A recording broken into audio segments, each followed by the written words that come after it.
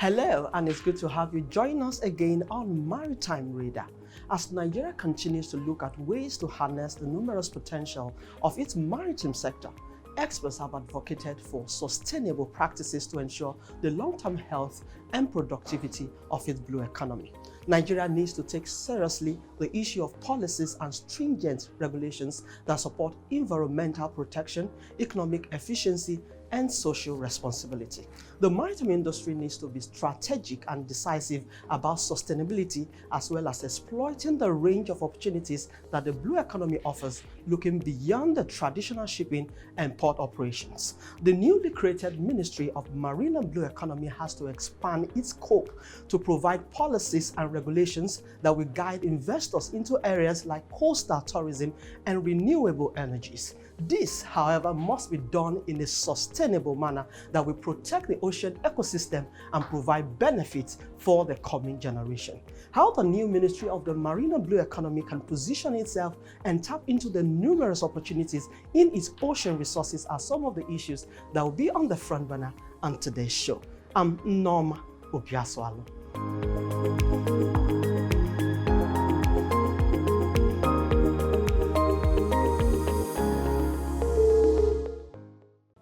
The port and shipping industry are facing emerging challenges such as growing freight traffic, environmental concerns, operational challenges, and other disruptions occasioned by global security.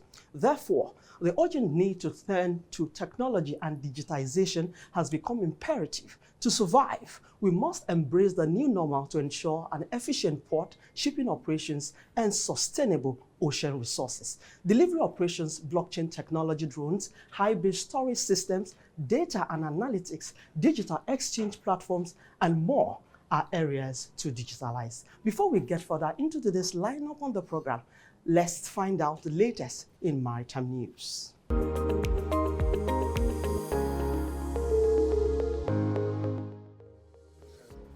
Nigeria's Minister of Marine and Blue Economy, Adegboyega Oyetola, has inaugurated two newly acquired 80-ton spool tug boats, which will be deployed to enhance the berthing of vessels at the Dangote Refinery and Lekki Deep Sea Port in Lagos. Speaking during the inauguration, Oyetola said that the boats are expected to support port security, patrol and surveillance. They will also help deliver efficient pilotage and towage services, as well as enhance cargo evacuation at the Lekki Port Corridor, which is expected to lead to improved port efficiency and the strengthening of Nigeria's position as a leading maritime nation in the region. All we're trying to do is to position our ports as one of the most efficient ports, so that we can attract vessels coming to Nigeria. It's unfortunate that for now, transshipment takes place in our neighboring countries. We are not supposed to be like that. We are supposed to be the hub of transshipment in the West African region. So this is part of the effort to ensure that we position our nation to be able to play that role.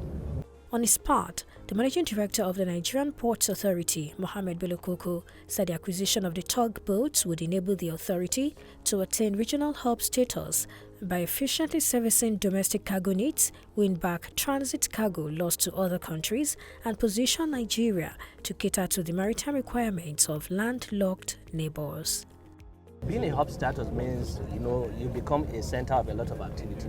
For you to be able to do that, you have to have the right infrastructure, good infrastructure, that's port infrastructure. We're already working on that. You must have the right equipment, and that's why we have equipment renewal, buying new tugboats, new pilot cutters, new mooring boats, and so on and so forth. So this will add to that. What it simply means is that customers, importers and exporters will now realize Nigeria has the capacity and has the ports that have the right equipment to handle their cargo, bring in vessels, and take them out of port as quickly as possible. The Controller General of Customs, Adewale Adeniyi, who was also present, said the service has found it easy to work with NPA to develop the export sector, automate customs processes, decongest the port, and ensure port efficiency. The MD of NPA puts collaboration at the forefront, and we have found it necessary, we have found it comfortable for us to work together. So Nigeria Customs Service therefore sees this event, this commissioning, as one more opportunity to deepen the efficiency of Nigerian Port Authority, and this we believe will translate into better collaboration with the Nigeria Customs Service. In less than 48 hours after intercepting a container of arms at Onne Port, Rivers State, the Controller General of Customs, Bashir Adewale Adeniyi, announced another significant seizure at the Maritime Mohammed Airport in Lagos.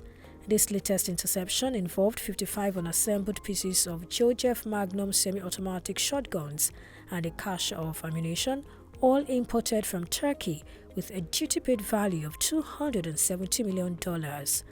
The consignment discovered at the cargo section of MMA was said to be concealed with a shipment that included military hardware and equipment. Acting on intelligence, the customs officials conducted a search and found the illicit items hidden in packages disguised as shower faucets. Customs also confirmed that one suspect has been apprehended and is aiding in the ongoing investigation.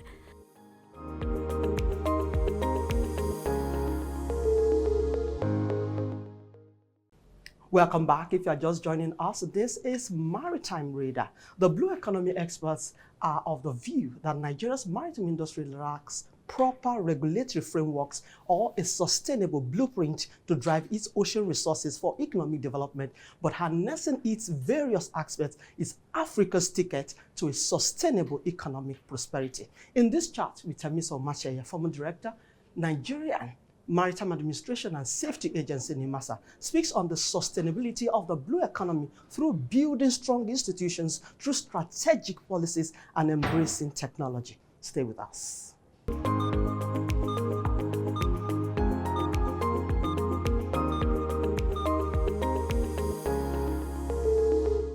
It's good to have you again on the show. Thank you very much. So let's start this conversation looking at the numerous potentials in the Marine and Blue Economy Ministry.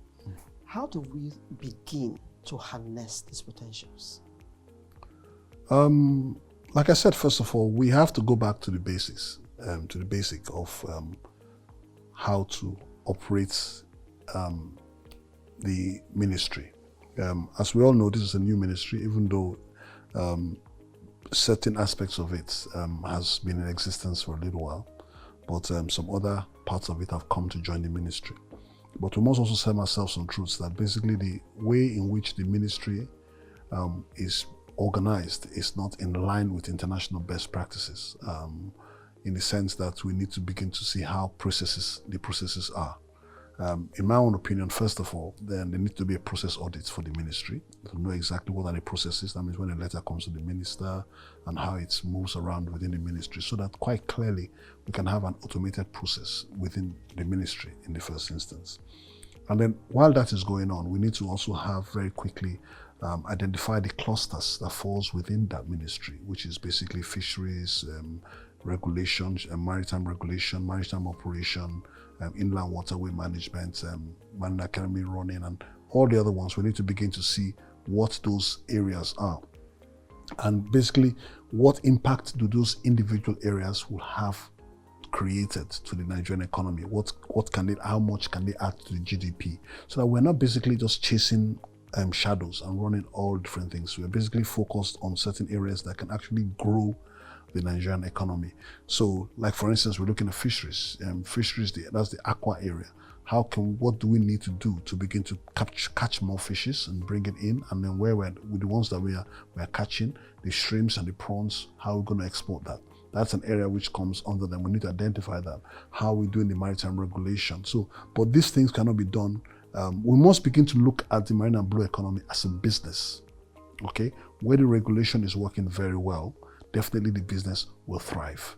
But where there's stagnation in the ability for people to get approvals or authorizations or whatever else that is required, naturally the ministry will stagnate, and definitely investors will not be interested in coming to those ministries. I mean, why is it that we're looking at our fisheries right now? Foreign vessels are coming to our waters, they're catching fishes and they're making money from it and abroad, whereas Nigerian fishers, Nigerian trawlers are unable to do exactly the same thing and bring it to shore and feed Nigerians and also add that as an additional business to the international market. So there are a lot of things I need to do, but therefore what needs to happen, and I keep saying this, is that we do not have a clear-cut maritime policy, marine and blue economy policy, which we need to develop very immediately. And aside from that, also we need to set up very quickly strategies to achieve certain goals and put in clear-cut KPIs. So everybody should have a KPI so that whoever that they are that are coming to do anything, you know exactly what your targets are and how to meet your targets. So we can actually be able to score these people based on the KPIs they are given on the first day they resume. And of course, naturally, if they are failing, they should be told quite clearly that they are failing. Very key points that you have raised now. Then, aside from getting these things done, which are those things that we ensure that the marine and blue economy thrives. Talk us through the blueprint that you need to see, that you want to see to build sustainable industry that includes having strong institutions, because we should live beyond now.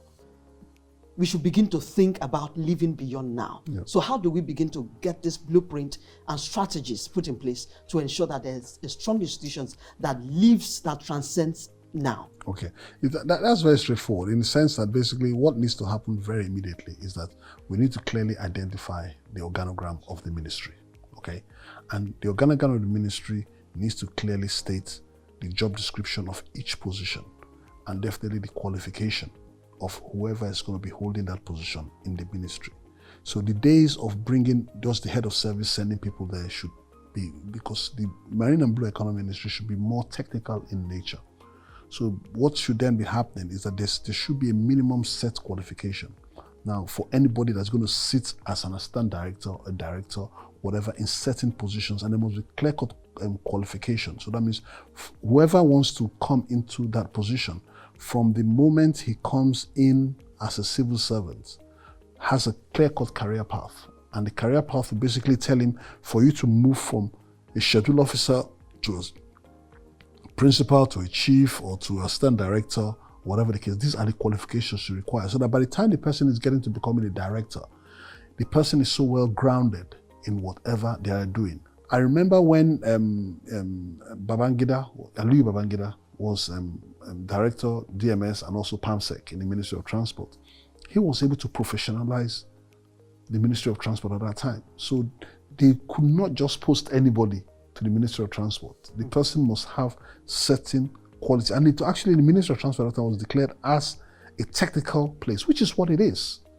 Shipping is technical. Maritime is technical. All these things are quite technical. Shipping is technical. It's not where you bring an admin officer to just come in and sit and begin to look at paper. You must understand what you are approving or what you are reviewing.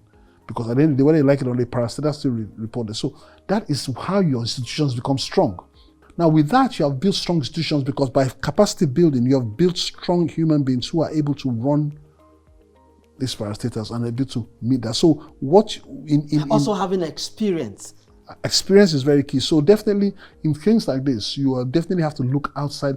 If you're going to start that today, you have to go outside the way the civil service is taking right now and begin to look for people from the outside to step into that position in the interim. Because if you continue the way we are, definitely it's going to be quite difficult. I mean, I'm not looking down at the people who are there right now, but definitely the system will start so that at least in the next 10, 15 years, we have a very strong ministry. But in the interim, I believe strongly that many of them still should be well grounded in things that have to do with maritime safety, maritime security, and other issues. Earlier, you mentioned policies. There are policies that are vision-driven, yes. Which will provide a roadmap for yes. development, yes. that is building an industry yes. or that has that its resources transcends this generation. Yes. So how do we begin to get to this point where we begin to have visionary leaders that have roadmap of development roadmap that will ensure that this whatever we have now transcends this generation? The beauty about Nigeria is that there's a Nigerian everywhere in the world. And I can assure you, if you look deeper, you'll find Nigerian in any part of the world that can bring visionary policies to Nigeria. My own thinking is that I think we should begin to think out of the box as a country in Nigeria. Every position as a minister, you should have a clear-cut vision. As a matter of fact, you should be able to sit down and have 5 people for each position, irrespective of where they are in the world, so long as they are Nigerians. And I believe that so long as a president has a vision of what he wants to do, he should be in a position to interview personally each of those persons. The only reason the 5 should have been there, or the 3, whatever, to ministry should be there, basically they've met all the criteria that is required. The only thing the president is interviewing that person for at that time is to be sure that the person aligns with his vision. We do not have, we have some of the, we have the first national rolling plan, second national rolling plan. All of them are just write-ups, beautiful write-ups. Look at the Vision 2020. If we had followed that Abacha's booklet of Vision 2020, which incorporated all the initial rolling plans of Nigeria into that ruling, that would have taken us to a different level. No matter anybody what said about Abacha, that Vision 2020 was a masterpiece. That means at 2020, Nigeria should have been a first world nation. But what happened? Oh, Abacha is bad, he was a dictator. They threw it aside. It's not about him. Abacha didn't do it himself. He invited Nigerians to do that thing. And guess what has happened now? Vision 2020, and 2020 has come and gone. Then 2024. And second half of it. And nothing in that has been implemented. That is my challenge. We have some. Nigeria does not need to do any write-up. I'll give you another example. NIMASA. When NIMASA was created, they gave a consultant to go around the world, Nzewi, around the world to find out the best policy, the best agency, or the best maritime administration that Nigeria can implement. Nzewi went around and did a 5-volume report on how NIMASA should be. As I speak to you today, that volume, nobody has opened it to implement it. Sad. We went to Korea, South Korea, went all over the world. And look at and resources were invested into this. Of course, and there was a report, a 5-volume report that was prepared. That is gathering dust somewhere. Somewhere. So if we must build on whatever successes we have achieved in the maritime industry, we must get a visionary leader to drive this industry. Yes. But we are due for a break. When we return, we'll be looking at how to build a sustainable indigenous shipping. That will be after the short break. Please stay with us.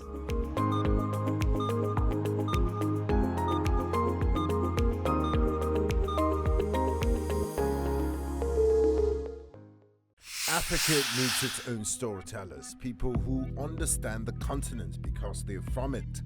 People who know that news is more than just a conversation starter, it's our stories. Because these stories run deeper than headlines and segments. It's about digging deeper to get the facts and telling the human side of every single story, not just the echoes from foreign headlines and perspectives. It's time to take back our narratives and share them in our voices. The birth of Africa's New Age reporting, and this is where it begins, right here at News Central TV, with stories that put Africa first.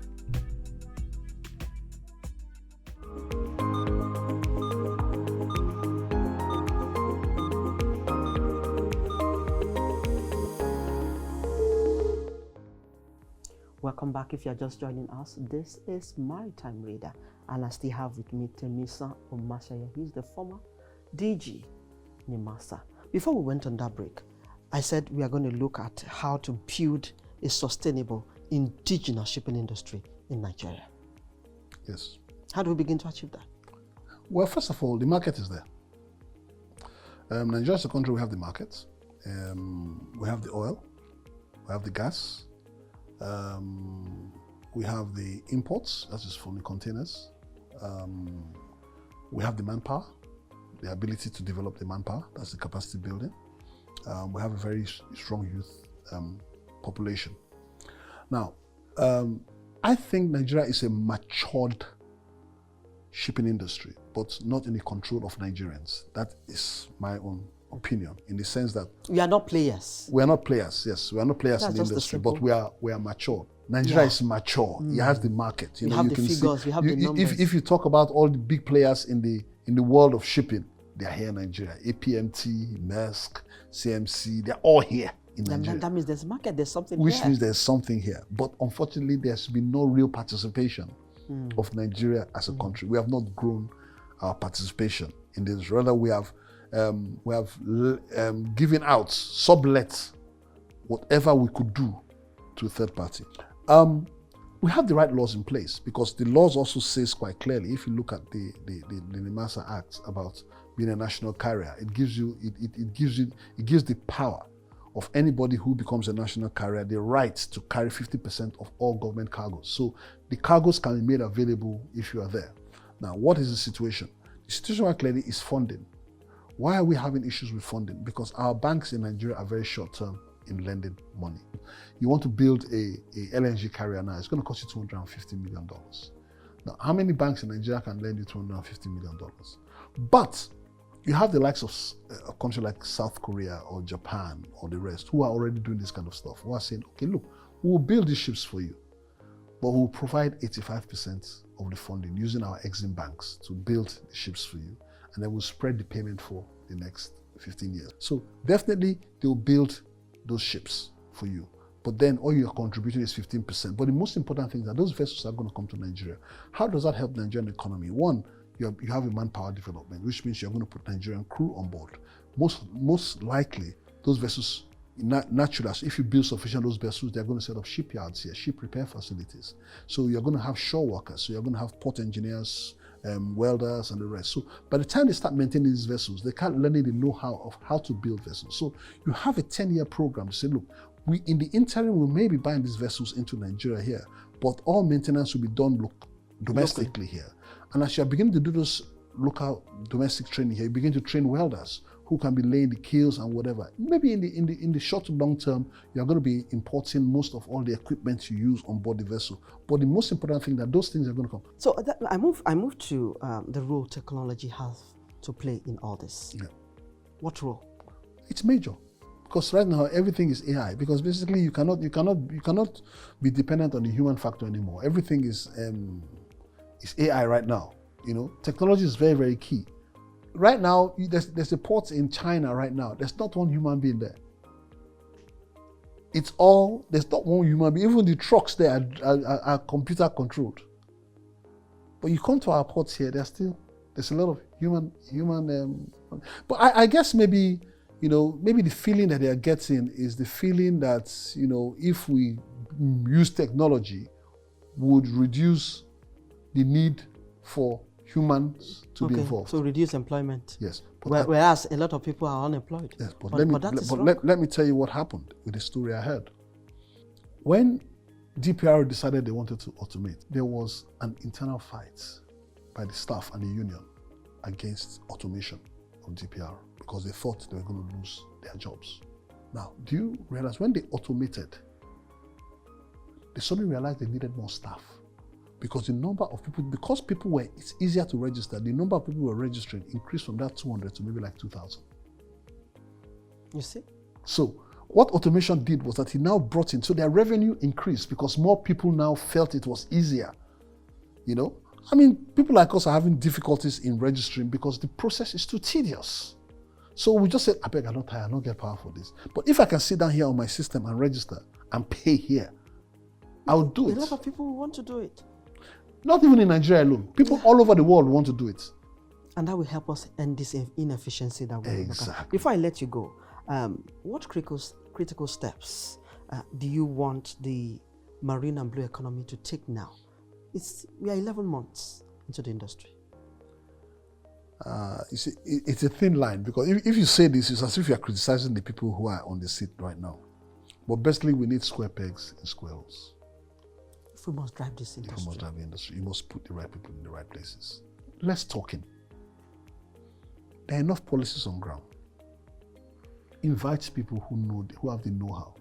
There are people out there who understand this shipping. People who have been practical people, who have been administrative people. Talk to them. Bring them in to assist, to support. Nobody wants to take your shine. You shine your shine. Let us help you. Because what is happening now, your failure to allow industry experts to help you is killing the morale of the industry. People are depressed in the industry. We don't own tankers, we don't own ships, we don't own even the barges alone. Is even people are competing with. Even the terminals are not even controlled by us. You know, the roads are terrible. It is quite frustrating. It is frustrating, and therefore, what we need to happen, it's a plea. Call, and this is not time to go to one hotel room or hotel lobby and says, "Oh, tell me what your ideas." No. Call people who know the industry, set clear-cut plans with them, and let them, and then you just sit down there and allow them drive it for you. They don't need to be seen. Whatever they are doing, they'll give it to you. Go and make the announcement. These are people who are not, there are many people out there who are not interested in being in the limelight, but they want to help. They want to make this thing work. Because let us be very sincere. We have children. What can we live for them? It's so sad that my generation right now, which I thought were the millennials, are basically sitting now and not knowing what to do. And the Gen Zs are not coming up now, and their own way of thinking is different from we millennials. Because I believe I was a millennial, but now I'm not become an old man now. And now they're no longer talking millennials, now they're talking Gen Zs. You know, so I don't even know how it's going to be. But really, it is quite depressing that one cannot wake up to specifically point to a legacy that I can say I'm living for these children in this country called Nigeria. We can't particularly point out to a legacy in the maritime industry that we'll be living for our children. So I think it's time we begin to think how we can build on the successes achieved in the maritime industry and look at building a sustainable maritime industry. I want to say a big thank you to you for your time and your thoughts always on the show. I love talking to you, you know that. You know that already. Thank you very much. It's been Temisan Omatseye. He is the former Director General, NIMASA. Thank you very much for your time and thoughts on the show. Thank you very much. I appreciate it. And it's always a pleasure.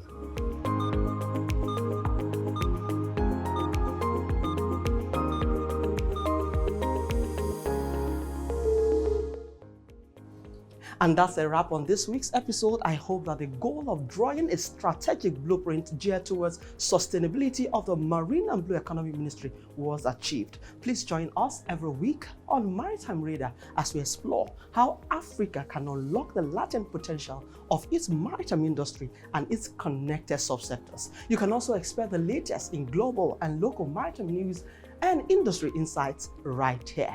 I'm Norma Obiaso-Alome. Thanks for your time and see you again next week.